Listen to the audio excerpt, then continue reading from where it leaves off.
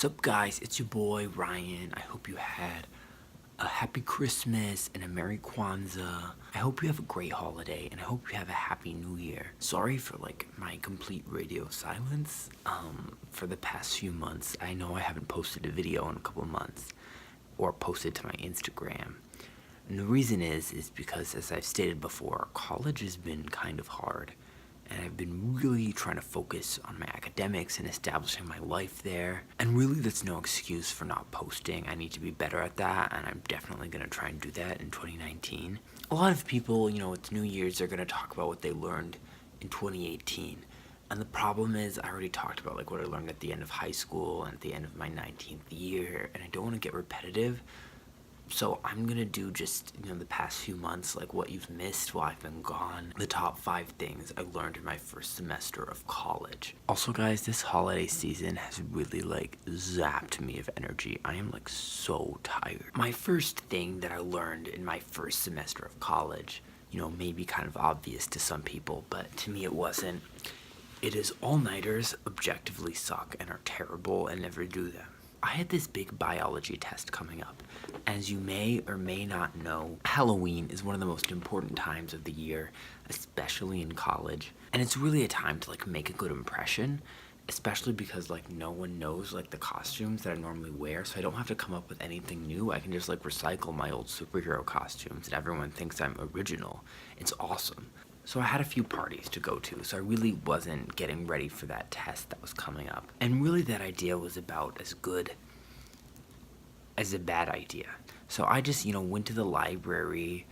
It's open 24 hours, so I got together with my friend Andre, who's in the class with me, and I'm just we'll just study all night. I'll just retain everything.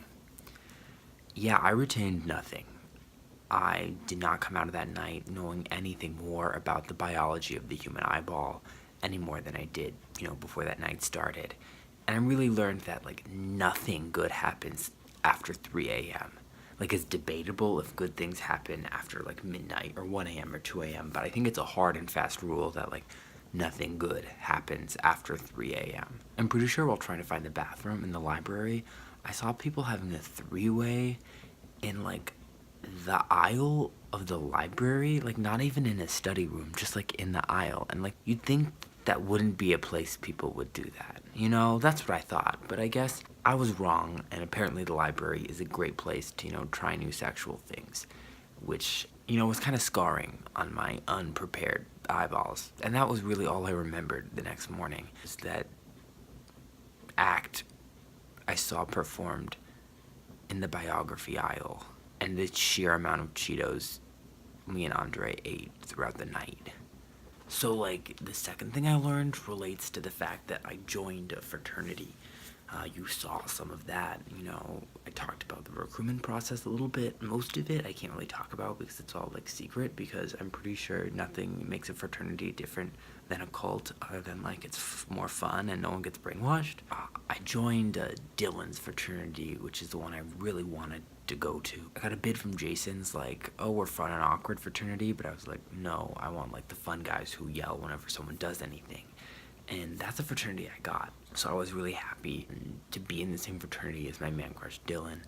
And something I learned though that's different from movies is no one, through all the recruitment process, no one asked me to get naked, which I would have done, but no one asked for that. And the only thing that was hazing was they made us watch The House Bunny. Afterwards they made us go on a scavenger hunt related to the movie, which was fun and delightful. And we also had to get a big brother, and I'm guys, I have one. And they're no, for the fraternity. And I'm okay. My coworker Megan, who's in a sorority, said that finding out my big would be the most important moment of my life. I don't mean to throw shade at Megan, but I don't think it was.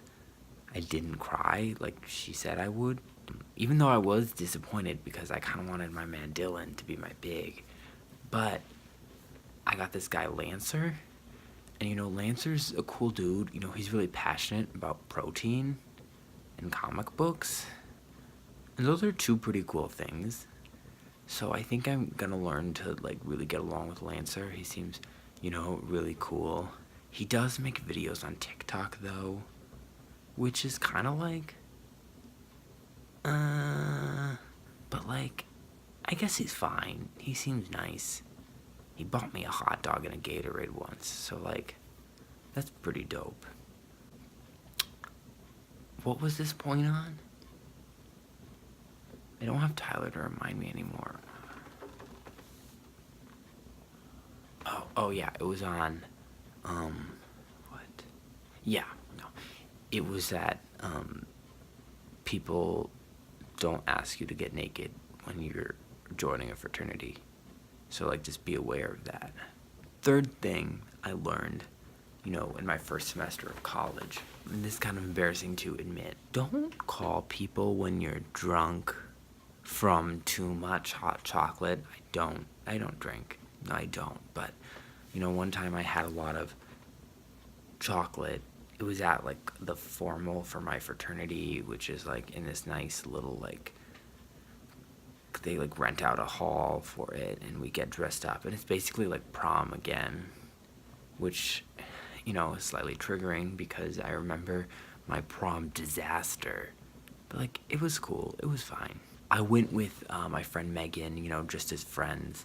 But, like, she's really fun, and I thought we'd have a good time.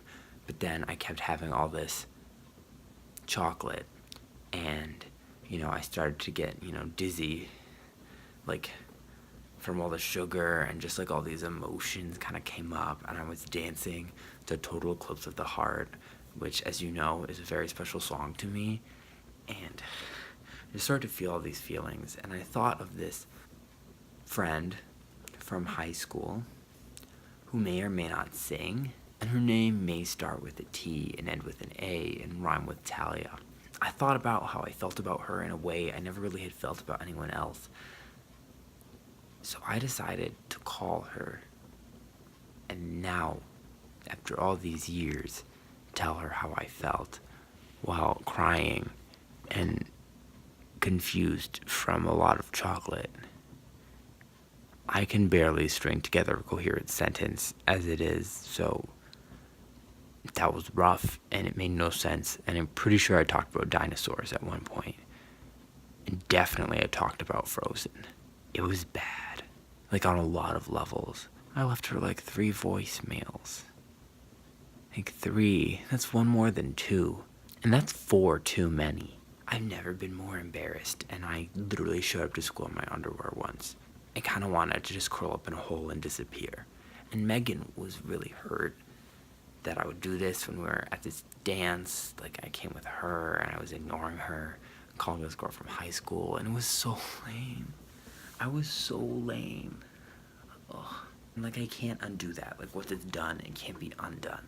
So, like, be careful with how much chocolate you eat, or drink. Chocolate comes in many forms.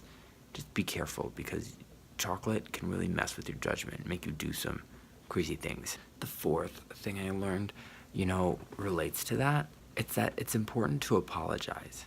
Like, after the formal, Dylan and Lancer, like, took me aside.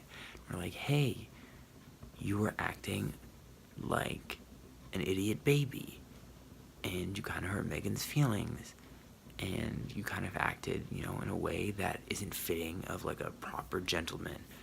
And, I think you should make amends for some of the things you have done. And, honestly, I don't think anyone's ever held me accountable for, like, anything in my life before. So I took their advice, and so I got, my friend Megan, something from Starbucks. It was a pumpkin spice latte. Our friendship actually formed from our mutual love of those, and she appreciated it a lot. She said she understands, and, like, we all have bad days, and that, she just wants me to be healthy and to, like, be careful how much chocolate I eat in the future. Things worked out there. They didn't exactly work out that well with Talia. She hasn't talked to me since the incident with the chocolate, and I can't really blame her. I actually have talked with Christian because, he's my boy, and I shouldn't have done that to his girlfriend.